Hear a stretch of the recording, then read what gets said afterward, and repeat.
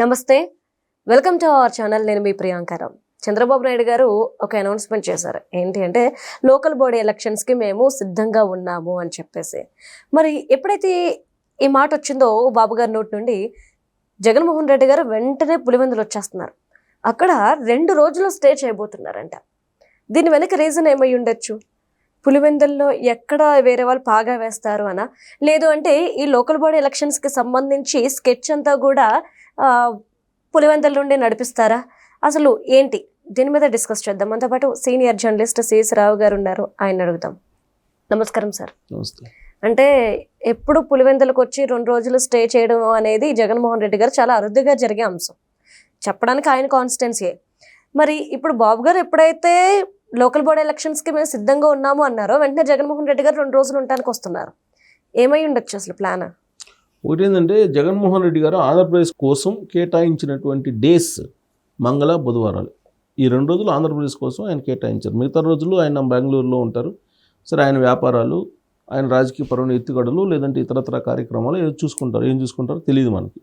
But 2 రోజులు మాత్రం ఆంధ్రప్రదేశ్కి కేటాయించారు, మంగళ బుధవారాలు. మంగళవారం మధ్యాహ్నానికి ఆంధ్రప్రదేశ్ వస్తారు, మళ్ళీ బుధవారం మధ్యాహ్నం నుంచి వెళ్ళిపోతారు. ఆయన షెడ్యూల్ అది ఓడిపోయిన తర్వాత నుంచి, అంటే అధికారం కోల్పోయిన తర్వాత నుంచి. అయితే చంద్రబాబు నాయుడు గారు 5 రోజుల పాటు ఆయన జిల్లాల్లో పర్యటించారు. రీసెంట్గా ఇవాళ అమరావతి ఇచ్చారు. ఈ 5 రోజుల పర్యటనలో చాలా క్లియర్గా క్యాడర్కి ఏం చెప్పారంటే, లోకల్ బాడీ ఎలక్షన్స్ రాబోతున్నాయి, 100కు 100% మనం గెలవాలి, కూటమి గెలవాలి అని చెప్పి దిశానిర్దేశం చేశారు.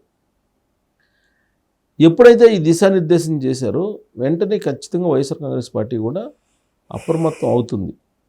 ఎందుకు అప్రమత్తం అవుతుంది అని అంటే, లోకల్ బాడీ ఎలక్షన్స్ అనగానే వైఎస్ఆర్ కాంగ్రెస్ పార్టీకి ఒక రకమైనటువంటి ఆందోళన ఉంటుంది. ఎందుకు ఉంటుంది అని అంటే, ఇది మధ్య జరిగినటువంటి ఎన్నికలు, లోకల్ ఉప ఎన్నికలు చూసాం, జడ్పీటీసీ ఉప ఎన్నికలు చూసాం. కడప, పులివెందుల, అక్కడే మళ్ళీ ఒంటిమిట్ట, ఈ 2 తెలుగుదేశం పార్టీకి గెలిచింది. జగన్మోహన్ రెడ్డి గారి ఇలాకాలో అది. పులివెందుల అనేది ఆయన సొంత గడ్డ అనుకుంటారు కదా ఆయన, అక్కడే తెలుగుదేశం పార్టీ గెలిచింది. ఒంటిమిట్లో గెలిచింది. అలాగే 2024 ఎన్నికలకు ముందు లోకల్ బాడీ ఎలక్షన్స్ జరిగినాయి. అప్పుడు ఎమ్మెల్సీ ఎలక్షన్ జరిగింది, లోకల్ బాడీ కదా, ఎమ్మెల్సీ ఎలక్షన్ జరిగినాయి, స్థానిక సంస్థల ఎన్నికలు. దాంట్లో అక్కడ కంచెల శ్రీకాంత్ గెలిచాడు. కడప నుంచి, కడప పరిధిలో ఉండేటువంటి కాన్స్టిట్యూన్సీ, అక్కడి నుంచి టర్న్ అయింది తెలుగుదేశం పార్టీకి. టర్న్ అయ్యి 2024 ఎన్నికల్లో గెలవడం జరిగింది. అంటే లోకల్ బాడీ ఎలక్షన్స్ అనగానే వైఎస్ఆర్ కాంగ్రెస్ పార్టీ గ్రాఫ్ పడిపోతుందని చెప్పడానికి ఒక బెంచ్ మార్క్ కనిపిస్తున్నాయి. ఇప్పుడేంటి, ఈ 2 సంవత్సరాల నుంచి ఆయన అసెంబ్లీకి రావట్లా, ఆయనతో పాటు గెలిచినట్టు 10 మంది అసెంబ్లీకి రావట్లా.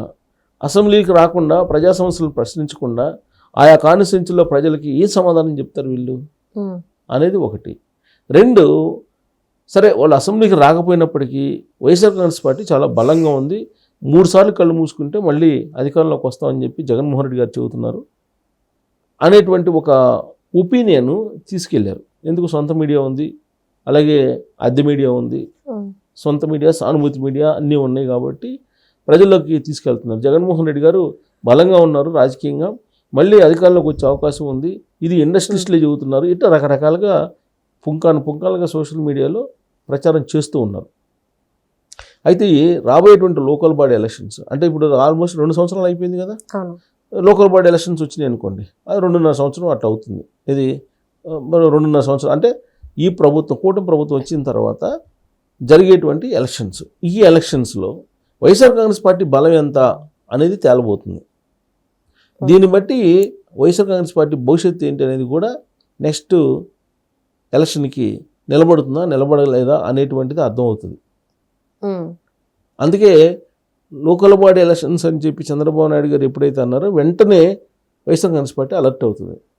మామూలుగానే తెలుగుదేశం పార్టీ నినాదం ఏంటి, వైనాట్ పులివెందుల, వైనాట్ పులివెందుల, అదే కదా కాన్సెప్ట్. అందుకే మహానాడులో కూడా అదే చెప్పారు కదా, వైనాట్ పులివెందులని. నెక్స్ట్ మన కడపలో పులివెందుల్లో కూడా తెలుగుదేశం పార్టీ జెండా ఎగరైపోతున్నాము అని చెప్పారు కదా. అక్కడ బీటెక్ రవి కూడా అనేక సందర్భాలు చెబుతున్నారు కదా, అక్కడ తెలుగుదేశం పార్టీ లీడర్లు కూడా చెబుతున్నారు కదా. ఈసారి పులివెందులతో సహా మొత్తం తెలుగుదేశం పార్టీ కూటమి గెలుస్తుంది అని చెప్పి చెబుతున్నారు కదా, ఆ మేరకు వర్క్ చేస్తున్నారు కదా అక్కడ. Um, so why not Pulivendula concept Kadapa గడ్డ మీదనే, మహానాడు వేదిక మీదనే తెలుగుదేశం పార్టీ చెప్పినటువంటి నినాదం అది. దానికి త్వరలో జరగబోయేటువంటి local body elections pre final అంటే ఒక విధంగా జగన్మోహన్ రెడ్డి గారికి ఇది ఒక ఛాలెంజ్. ఛాలెంజ్. నువ్వు ఉంటావా లేదా అనేది నెక్స్ట్ ముందు ఎలక్షన్. పులివెందులు కాపాడుకోవాలి ఆయన, ముందు పులివెందులు కాపాడుకోవాలి. 2024 ఎన్నికల ముందు ఏం జరిగింది? కుప్పం మేము గెలుస్తున్నాము, వైనాట్ కుప్పం అని వాళ్ళు అన్నారు, వైనాట్ పులివెందులు అని చెప్పి కూటమి ఉంది. సో వైనాట్ పులివెందుల అనేది మిగిలింది, కానీ 164 సీట్లతోటి చంద్రబాబు నాయుడు గారు ముఖ్యమంత్రి అయ్యారు కదా. ఇప్పుడు మిగిలింది ఏంది ఇంకా వైనాట్ పులివెందుల. అంటే లాస్ట్ టైం కూడా అక్కడే ఒక ఎలక్షన్ జరిగినప్పుడు డిపాజిట్ కోల్పోయింది వైసీపీ. మరి దాన్ని బేస్ చేసుకుని ఇప్పుడు టీడీపీకే పట్టం కట్టే అవకాశాలు ఉన్నాయేమోగా. ఇప్పుడు అదే ఇప్పుడు వరకు ఏంటంటే ఒక బలపడింది, వైఎస్ఆర్ కాంగ్రెస్ పార్టీ బలపడుతుంది అనేటువంటిది ఒక అభిప్రాయాన్ని తీసుకెళ్లే ప్రయత్నం చేశారు కదా, కొంతమేరకు సక్సెస్ అవుతున్నారు కదా. ఇప్పుడు రేపు లోకల్ బాడీ ఎలక్షన్స్లో ఆ తరహా పర్ఫార్మెన్స్ లేకపోతే ఏంటి పరిస్థితి? మళ్ళీ మొదటికి వచ్చిందిగా. అంతే. ఆయన పాదయాత్ర చేసినా లేకపోతే ఇంకొక యాత్ర చేసినా, పాదయాత్రకి క్రేజ్ రావాలంటే లోకల్ బాడీ ఎలక్షన్స్లో పర్ఫార్మెన్స్ చూపించాలి. మరి పర్ఫార్మెన్స్ చూపించాలంటే ఎక్కడ చూపించాలి? పులివెందుల నుంచి చూపించాలి. ముందే 11 మంది ఎమ్మెల్యేలు, ఆ 11 మంది ఎమ్మెల్యేల పరిధిలో చూపించాలి. ఎలాగో మిగతా ఎమ్మెల్యేలు మొత్తం కూటమి ఎమ్మెల్యేలు కాబట్టి ఖచ్చితంగా అక్కడ స్థానిక సంస్థల ఎలక్షన్లో ఎలాగూ ఖచ్చితంగా కూటమి అభ్యర్థులే గెలుస్తారు. ఎంపీటీసీలు కానీ, జెడ్పీటీసీలు కానీ, లేదంటే కౌన్సిలర్స్ కానీ, కార్పొరేటర్స్ కానీ, మేయర్లు కానీ అంతా వాళ్ళే గెలుస్తారు. అధికారంలో ఏ పార్టీ ఉంటే అది గెలుస్తుంది, అది సహజం. కానీ ఎమ్మెల్యేలు ఉన్న చోట 11 మంది ఎమ్మెల్యేల చోట అనేది గెలిపించుకోవాలి కదా. ప్రత్యేకించి పులివెందుల్లో జగన్మోహన్ రెడ్డి గారు గెలిపించుకోవాలి కదా. పులివెందుల్లోనే జెడ్పీటీసీ, ఎంపీటీసీ లేదంటే మున్సిపాలిటీ కోల్పోతే పరిస్థితి ఏంటి? అందుకే జగన్మోహన్ రెడ్డి గారు గతంలో ఎప్పుడు లేని విధంగా ఈ మధ్యకాలంలో పులివెందులు వెళ్తున్నారు. ఈసారి కూడా మళ్ళీ 2 రోజులు టూర్ పెట్టుకున్నారు ఆయన.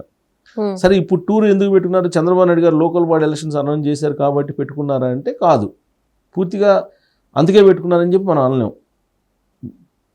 రాజశేఖర రెడ్డి గారి జయంతి ఉంది, జూలై 8వ తారీఖు అనుకుంటా, 8వ తారీఖు జూలై, ఎల్లుండు ఆయన జయంతి ఉంది.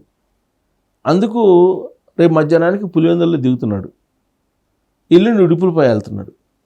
ఇలుపులపై వెళ్ళి అక్కడ ప్రత్యేక కార్యక్రమాలని డిజైన్ చేసుకుని పులివెందుల్లో ఉండే క్యాడర్ని వాళ్ళని కలిసి వాళ్ళతో మాట్లాడి ప్రజా దర్బార్ని నిర్వహించాలనుకుంటున్నారు. ప్రజా దర్బార్ ఈ మధ్యకాలంలో ఆయన నిర్వహించలేదు, ఎందుకంటే ఆయన ఓడిపోయిన తర్వాత వెళ్ళినప్పుడు కూడా నిలదీశారు.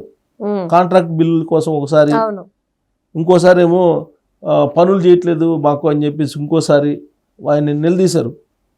ఒకసారి ఏదో టమాటాలు కూడా వేసినట్టున్నారు, టమాటాలు కూడా వేశారు. సో కాబట్టి ఆయన్ని నిలదీస్తున్నారు. ఇప్పుడు ప్రజా దర్బార్ పెట్టి జగన్మోహన్ రెడ్డి గారు ప్రజా దర్బార్ పెడుతున్నారు. ప్రజా దర్బార్ పెడితే ప్రజలందరూ వస్తారు కదా, అడుగుతారు కదా. మరి సమస్యలు తెలుసుకొని ఎక్కడ ప్రశ్నించాలి? అసెంబ్లీలో ప్రశ్నించాలి. అసెంబ్లీకి ఈయన రావట్లేదు కదా, అది కూడా అడుగుతారు, అడిగే అవకాశం ఉంది. ఎందుకంటే లోకల్ బాడీ ఎలక్షన్స్ వస్తున్నాయి కాబట్టి పులివెందులు జారిపోతుందేమో అనేటువంటి ఉద్దేశంతో ఆయన ప్రజా దర్బార్లు పెట్టుకుంటున్నారు. సరే, వైఎస్ జయంతి అంటున్నారు. సరే, వైఎస్ జయంతి అని అంటే షర్మిల గారు కూడా వస్తారు కదా, తర్వాత వాళ్ళ మదర్ కూడా వస్తారు కదా, వాళ్ళందరూ ఏదో మళ్ళీ కలిసేటువంటి ప్రయత్నాలు ఏదో జరుగుతున్నాయని చెప్పేసి అంటున్నారు కదా. ఈ జయంతి సందర్భంగానే వాళ్ళు ఒక సీక్రెట్ మీటింగ్ వేసుకునేటువంటి అవకాశం ఉందనేది కూడా వినిపిస్తుంది.